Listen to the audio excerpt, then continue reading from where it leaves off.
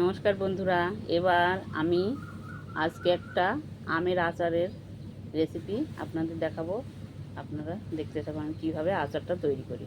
কড়াইতে তেল দিয়ে দিয়েছি, তেলটা গরম হয়ে গেছে। এর মধ্যে আমি ফোড়ন দিয়ে দেবো। এই যে 5 ফোড়ন, শুকনো লঙ্কা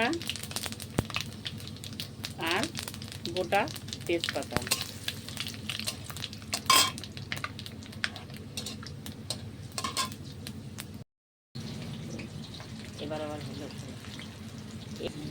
এবার আমি আমগুলো দিয়ে দিলাম।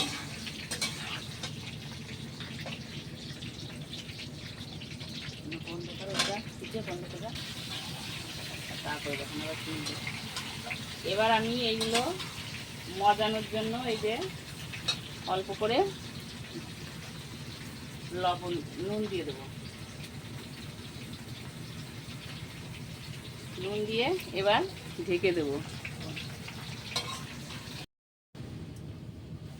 এবার আমি আচারে চিনি দিয়ে দিচ্ছি।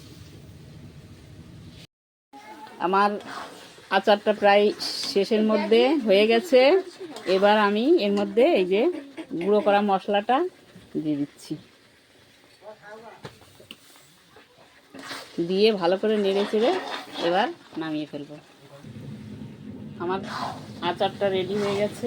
আমি এর মধ্যে একটু ভিনিগার অ্যাড করব, যাতে আচারটা অনেক দিন ভালোভাবে থাকে। কেমন হয়েছে একটু খেয়ে দেখতো আচারটা। দারুণ।